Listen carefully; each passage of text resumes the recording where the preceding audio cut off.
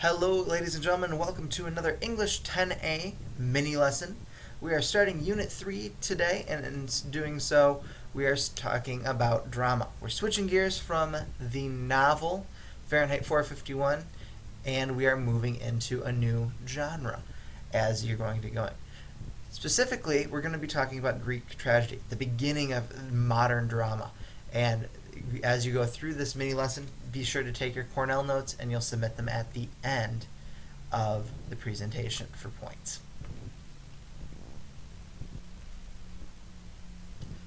When we talk about Greek drama, we have to start at its base. A lot of times in today's culture, people go to the theater and go see plays because they're entertaining. They allow them to escape the daily realities of life for a couple of hours and entertain themselves. Greek drama was not that. Well, it could be entertaining. That wasn't its primary purpose. Its primary purpose was, in fact, religious-based.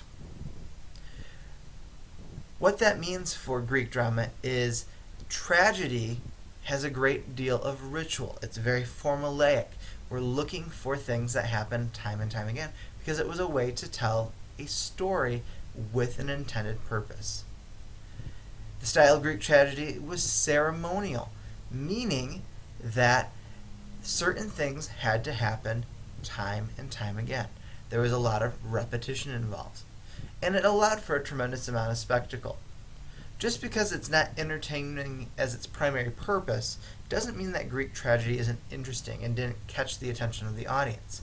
It was used at festivals where tons of plays would be performed and judged, and the best of the best would go on and be performed time and time again and become part of that culture.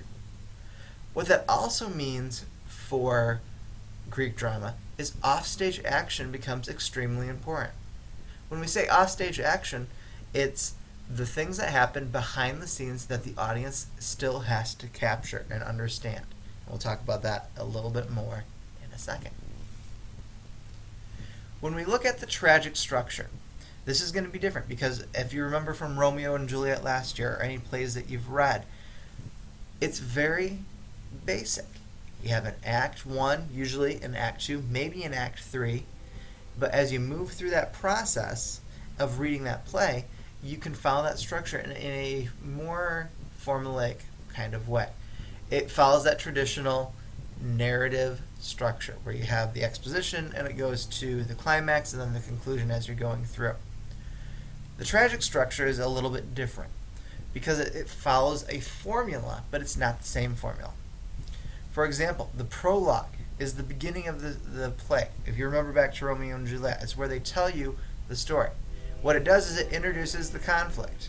There's often a monologue included that delivers background information to the audience. It tells the audience what they need to know, and it helps them move through the structure. After the prologue, we move into the parados. This is the entrance of the chorus, the group of people that are going to tell that story and give you those certain offstage actions that you might not see, keep the story moving along. And then it has an ode, or a short piece, whether a poem, a song, something that's performed that captures your attention and moves the story to its beginning. So you go from prologue to parados. Then you have a scene. A scene is a key event that occurs during the play, and it's limited to one setting on one day. They don't move through a lot of different settings in this. Limited to one setting in one day for the Greek playwrights who are doing these tragedies like Sophocles, who we'll see a little bit more of in a minute. So a scene is a key event. Something very specific is going to happen that's going to move that forward. Then we go to another ode. It supplies more exposition, it comments on the action, and contributes to the thematic development. For the thematic development to continue and to get that theme across, it's basically a commentary on what's happening. That ode is that monologue on what just happened. It's the commentary that the author wants the audience to understand. So they can go, oh, that just happened, but this is why it's important. An ode also suggests the passage of time. Remember, limited to one setting on one day for a scene, but the passage of time. When the ode comes out, it's kind of like the curtain coming down. We're moving on. We're going to a new direction. And then when they're done, the curtain opens back up. What's going to happen is you're going to move back and forth between a scene and an ode as many times as it sees fit. Sometimes it's 5, sometimes it's 6. When the Russians took on this approach, their plays could last all day between scene and ode, and then you'd have a dinner break and come back. Most of the time, you're between 4 and 5 scenes as we move forward here, but they flip back and forth. Finally, your final scene is going to be the Exodus. It wraps up the loose ends of the story. It's your denouement. It's your resolution. It's the Exodus brings everything together, and it's that final piece of the puzzle. So you move from prologue to parados, scene to ode, scene to ode, scene to ode. That process will repeat as many times as necessary. And then the Exodus that wraps up the loose ends.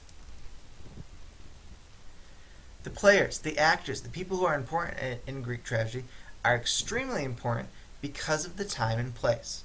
You have two major groups. You have principal characters. Principal characters are important because, as always, they're the main characters in the story. But the Greek tragedies and the structure allows for a messenger who becomes an important character. Why is the messenger important? The messenger is important because they give certain offstage action meaning. As you're going to see in Antigone, we don't see a lot of the things that occur outside of the city and outside of the kingdom. But the messenger will come back and explain to the principal characters and to the audience what happened out there. We're not going to move scenes, and there's not a ton of stage, scenery, and props going on. It's all one setting. So the messenger allows us to go to these distant lands, to see what's going on in other characters' parts of the world and part of the play, without having to leave that one scene. The messenger is an incredibly important character and role in the production. The chorus is equally as important because they interact with principal characters. Think of them as a narrator for the story, but a narrator that's interacting with the other characters and engaging in dialogue. Not all the chorus members will engage with the characters, but one specifically engages through the dialogue and will talk to the main characters. They're called the choragos. It's the chorus leader who can insert himself into the play and speak for the entire chorus. He's the main chorus member who is able to add that commentary and those questions to the principal characters to move that plot along and to aid in the thematic development of the production. Now, when we look at the theater, I'm going to get the mouse out real quick here too, it's different than a lot, but it shares a lot of qualities that we use today.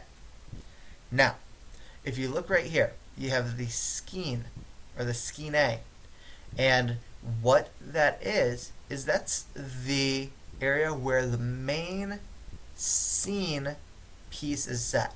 Think of it as the backdrop for the entire production. If you went to a traditional theater now, when different scenes fly in, it's the backdrops and the things that put the audience in the right place. Now, this would be what the stage is. It's the orchestra. Today the orchestra is that bottom level of the theater where people sit, and the pit on the front of the stage. But for the action to take place in Greek theaters, the orchestra is that piece. It's where those things occur. It's where the action occurs. The parados are the side entrances. You could see them as stage left or stage right, depending on where those are. But they're the entrances. It's where props come in. It's where the chorus enters and exits as well. And then this is seating for the audience. So it would be your orchestra seating and your mezzanine seating in today's theater, if that was the case. But all the action occurs on the ground up here, and then the scene is behind them.